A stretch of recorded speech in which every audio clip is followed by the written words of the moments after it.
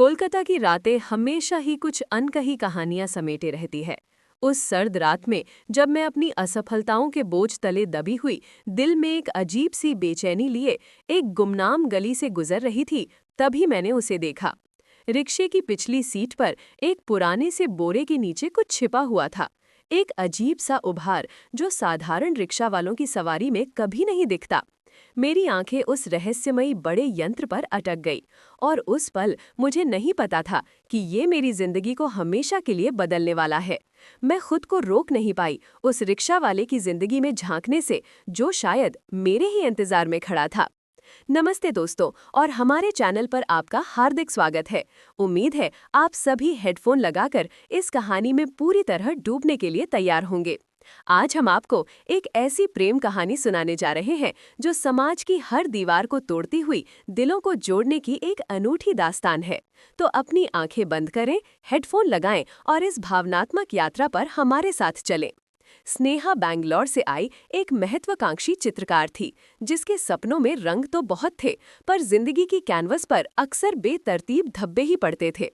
वो कोलकाता एक आर्ट प्रदर्शनी के सिलसिले में आई थी, लेकिन शहर की भीड़भाड़, उसकी अपनी अधूरी उम्मीदें और कला के बाजार की कड़वी सच्चाई ने उसे भीतर से तोड़ दिया था। अक्सर रातें वो अपने छोटे से कमरे में जागकर बिताती, अपनी पेंटिंग्स को देखती और सोचती कि क्या कभी उसके ब्रश में इतनी ताकत आएगी कि वो दुनिया को अपनी कला से बदल सके। एक शाम प्रदर्शनी में मिली निराशा के बाद वो हावड़ा ब्रिज के पास से लौट रही थी।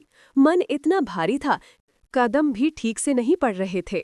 तभी उसकी नज़र एक रिक्शे पर पड़ी। रिक्शा वाला राहुल, उम्र में शायद उससे तुझ साल बड़ा ही होगा, दुबला पतला शरीर, पर आंखों में एक अजीब सी शांति। उसने एक पल को भी सोचे बिना रिक्शा रोककर बैठने का इशारा किया। राहुल ने बिना कुछ कहे रिक्शा रोक दिया। जैसे ही स्नेहा रिक्शे पर बैठी, उसकी नज़र फिर उस बोरे पर पड़ी। वो बोरा जो रिक्शे की पिछली सीट के एक कोने में सावधानी से रखा था और जिसके नीचे से एक अजीब सी आकृति झांक रही थी। ये कोई सामान्य सामान नहीं था। उसका आकार बड़ा था और उसे जिस तरह से ढका गया था जैसे कोई अनमोल चीज हो। स्नेहा की जिज्ञासा जाग उठी। ये क्या है मामा? स्नेहा ने बिना सोचे पूछ दिया। राहुल ने एक पल के लिए पीछे मुड़कर देखा। उसकी आंखों में एक हल्की सी चमक आई, फिर फीकी पड़ गई। कुछ नहीं दीदी, बस ऐसे ही है। उसका जवाब सुनकर स्नेहा और भी उलझन में पड़ गई। ऐसे ही? उसने मन ही मन सोचा, कौन रिक्शा वाला अपने रिक्शे में इतनी सावधानी से कोई ऐसे ही चीज रखता है। अगले कुछ दिनों तक स्नेहा ने राहुल के रिक्शे का ही इस्तेमाल करना शुरू कर दिया, कभी प्रदर्शनी जाने के लिए तो कभी बस यूं ही शहर घूमने के लिए। राहुल बहुत कम बोलता था, पर उसके रिक्शे में एक अजीब सी शांति थी। वो कभी तेज नहीं चलाता था, न ही कभी चिल्लाता था। उसकी चाल में एक लय थी, जैसे वो किसी धुन पर चल रहा हो। स्नेहा को उसकी ये खामोशी पसंद आने लगी। वो अपने विचारों में खोई रहती और राहुल अपने काम में, लेकिन उसकी नज़र हमेशा उस बोरे पर रहती थी। एक दिन बारिश अचानक आ गई। स्नेहा राहुल के रिक्शे में थी और वे एक सुनसान गली से गुजर रहे थे। राहुल ने जल्दी से रिक्शा एक पुरानी दुकान के सामने रोक दिया, जिसकी छत थोड़ी आगे निकली हुई थी। दीदी, आप यहाँ रुकिए, बारिश तेज है, राहुल ने कहा। स्नेहा रिक्शे से उतरकर दुकान के शेल्टर के नीचे खड़ी हो गई। राहुल ने अपने रिक्शे को थोड़ा और अंदर खींच लिया और फिर उस बोरे को और कसकर लपेटने लगा ताकि उस पर पानी न पड़े। स्नेहा ने देखा बारिश की बूंदें उसके भीगे हुए कपड़ों पर चमक रही थीं, पर उसकी चिंता उस बोरे में रखी चीज को लेकर ज्यादा थी। ये इतना जरूरी क्या है मामा, जिसे आप इतनी हिफाजत से रखते हैं? स्नेहा ने फिर पूछा। राहुल ने इस बार थोड़ा मुस्कुराने की कोशिश की। ये मेरा साथी है दीदी, मेरा सब कुछ। स्नेहा को उसकी आंखों में एक अजीब सा दर्द दिखा। क्या ये कोई वाद्य यंत्र है? राहुल ने पलकें झुका ली। हाँ दीदी, एक पुराना स्वर यंत्र। स्नेहा की आंखें चमक उठी। तो आप संगीतकार हैं?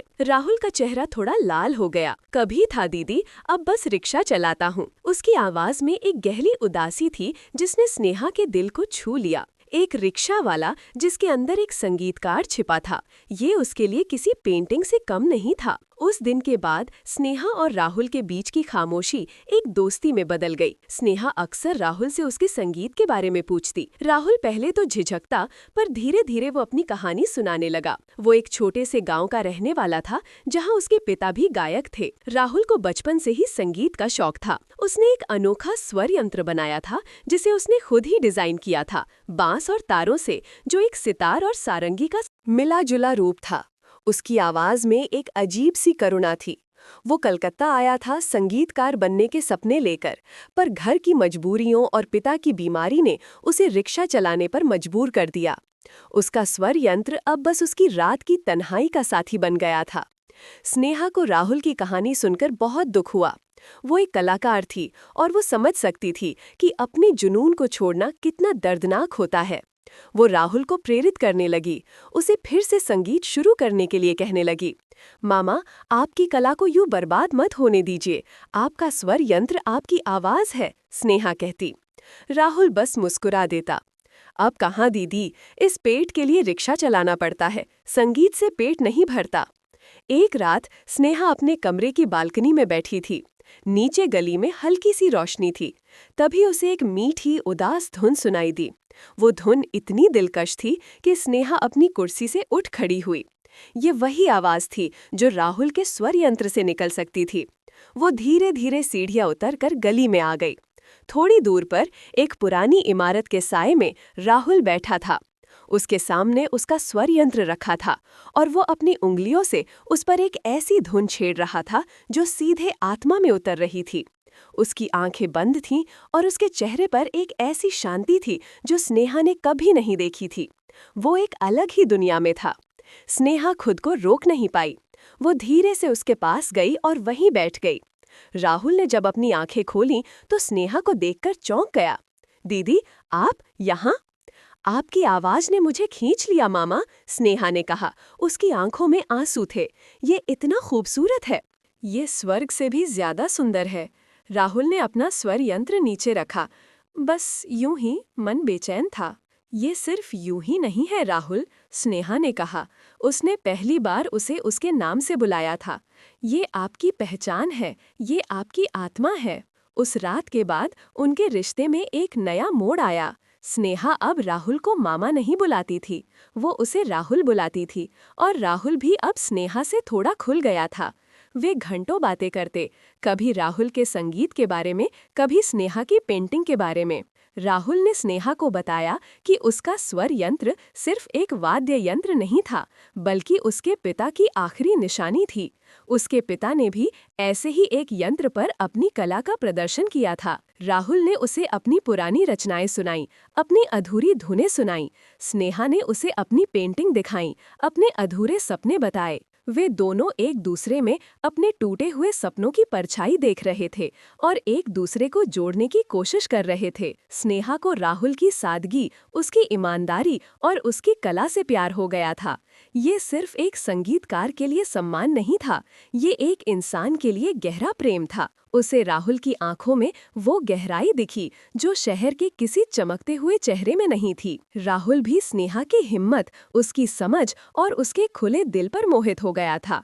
उसे कभी नहीं लगा था कि कोई इतनी पढ़ी लिखी शहरी लड़की उसे, एक रिक्शा वाले को, इस तरह समझेगी। लेकिन उनकी दुनियाएं बहुत अलग थीं। स्नेहा एक आधुनिक स्वतंत्र महिला थी जो अपनी कला के लिए जीती थी। राहुल एक साधारण रिक्शा वाला था जिसके कंधों पर परिवार का बोझ था। समाज की दीवारें उनके बीच खड़ी थीं। स्नेहा के कुछ दोस्त जो कलकत्ता में थे, राहुल के बारे में सुनकर हैरान थे। स्नेहा, तुम क्या कर रही हो? एक रिक्शा वाला, ये तुम्हारे स्तर का नहीं है। उसकी दोस्त प्रिया ने कहा। प्यार कोई स्तर नहीं देखता प्रिया, स्नेहा ने जवाब दिया। राहुल भी अंदर से टूटा हुआ था। उसे डर था कि वो स्नेहा को वो खुशी नहीं दे पाएगा जिसकी वो हकदार थी। वो जानता था कि उसका समाज, उसके रिश्तेदार कभी स्नेहा को स्वीकार नहीं करेंगे। दीदी, स्नेहा, राहुल ने एक शाम कहा, हमारा रास्ता एक नहीं हो सकता। मैं एक रिक्शा वाला हूँ और आप, और मैं एक कलाकार हूँ राहुल, स्नेहा ने उसे बीच में ही रोक दिया। हम दोनों अपनी अपनी दुनिया में अधूरे हैं, हम एक दूसरे को पूरा कर सकते हैं। स्नेहा ने राहुल को प्रेरित किया कि वो फिर से अपने संगीत को दुनिया के सामने लाए।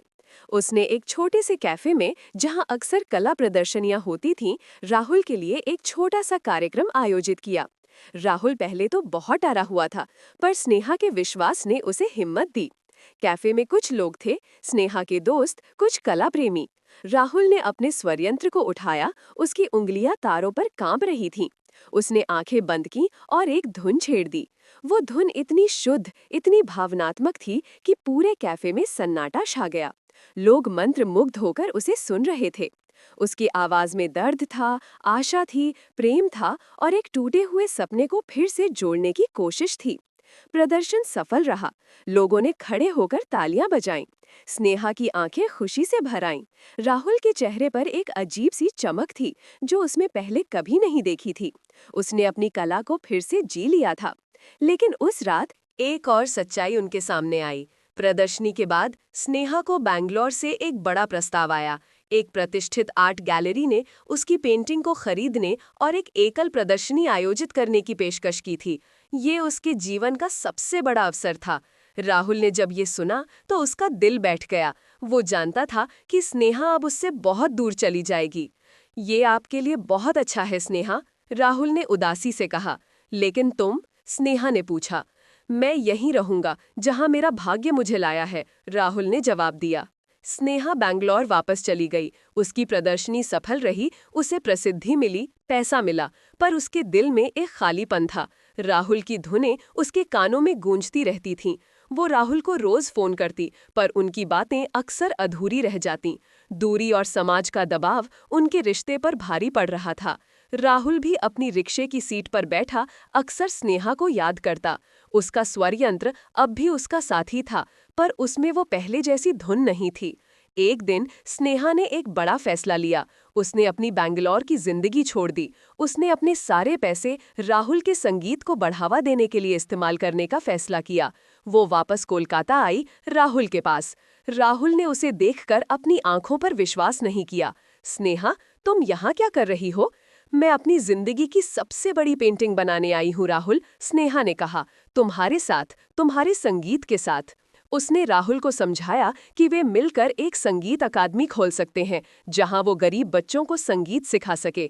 स्नेहा अपनी कला का इस्तेमाल अकादमी के डिजाइन और प्रचार के लिए करेगी। वे एक ऐसा मंच बनाएंगे जहां राहुल जैसे कई छुपे हुए कलाकारों को अपनी कला दिखाने का मौका मिले। राहुल की आंखों में आंसू आ गए। उसे कभी नहीं लगा था कि कोई उसके लिए इतना कुछ करेगा। उसने स्नेहा का हाथ थामा। पर लोग क्या कहेंगे? लोगों का क्या है राहुल, स्नेहा ने मुस्कुराते हुए कहा। लोग तो हमेशा कुछ न कुछ कहेंगे। हमें अपनी जिंदगी जीनी है। उन्होंने मिलकर एक छोटी सी संगीत अकादमी खोली। राहुल ने अपनी रिक्शे की जिंदगी छोड़ दी और पूरी तरह से संगीत को समर्पित हो गया। उसका स्वर यंत्र अब उसकी आत्मा की आवाज बन गया था, जो बच्चों को संगीत की दुनिया में ले जा रहा था। स्नेहा ने अकादमी को एक खूबसूरत रंग दिया, अपनी पेंटिंग से दीवारों को सजाया। उसने राहुल के स्वर यंत्र की एक विशाल पेंटिंग बनाई, जो अकादमी के मुख्य द्वार पर लगी थी। उनकी प्रेम कहानी शहर भर में फैल गई। एक रिक्शा वाला और एक कलाकार, जिन्होंने समाज की हर बाधा को पार कर लिया था। उनका प्रेम सिर्फ एक दूसरे के लिए नहीं था, बल्कि कला और सपनों के लिए भी था। राहुल का बड़ा यंत्र अब सिर्फ उसका व्यक्तिगत साथी नहीं था, बल्कि हजारों सपनों को उड़ान देने वाला एक प्रेरणा स्रोत बन गया था। वो यंत्र जिसे स्नेहा ने पहली बार रिक्शे में देखा था, अब उनके प्रेम का प्रतीक बन गया था। एक ऐसी धुन जो कभी खत्म नहीं होगी। दोस्तों, ये थी राहुल और स्नेहा की कहानी। एक ऐसी दास्तान जो हमें सिखाती है कि प्यार की कोई सीमा नहीं होती और सच्चे दिल से किए गए प्रयास कभी विफल नहीं होते। अगर आपको ये कहानी पसंद आई हो तो कृपया इस वीडियो को लाइक करें, अपने विचार कमेंट में साझा करें और हमारे चैनल को सब्सक्राइब करना ना भूलें, ताकि हम आपके लिए ऐसी ही और भी दिल छू लेने वाली कहानियां लाते रहें। आपका साथ हमारे लिए अनमोल है।